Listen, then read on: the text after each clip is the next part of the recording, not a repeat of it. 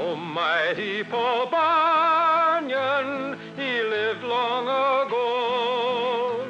His strength and his goodness helped America grow.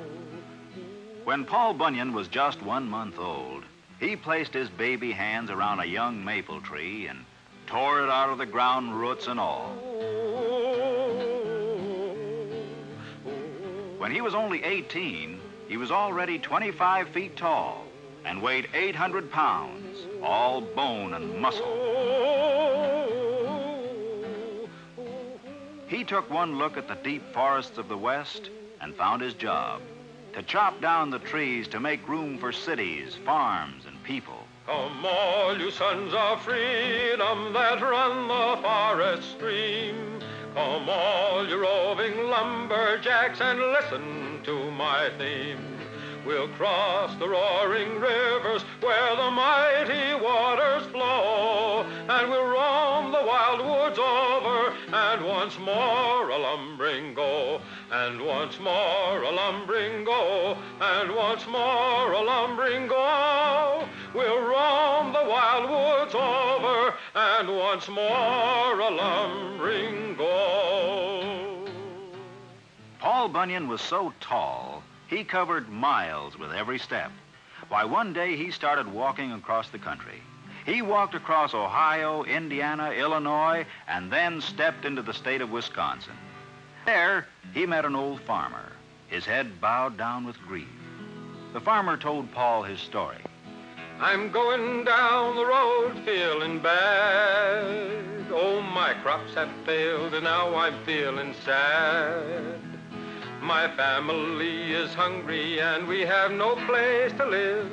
I'm going down the road feeling bad. And with 5 blows of his axe, Paul Bunyan cleared a space of 10 miles for a brand new farm. "Thank you, Paul Bunyan," cried the farmer. "You're welcome," said Paul, as he took an extra big step and walked from Wisconsin into Montana. Yes, Paul Bunyan did some remarkable things, all right. As a soldier in the Revolutionary War, he faced a whole line of cannon. As the Hessian soldiers fired at him, he picked up a tree trunk and batted their cannonballs right back, like baseballs. Once, when pirates were roaming the east coast of the United States, he splashed his foot in the ocean and started a wave that sank the whole pirate navy. Oh, and I almost forgot. He also built the Rocky Mountains. Paul grabbed a hill with either hand with a ring-ting-a-tim-ring-a-tid-not-nay and set them down so they would stand in a row. He built the Rockies up so high the topmost peak held up the sky with a ring-ting-a-tim-ring-a-tid-not-nay. Then came the biggest job of his life.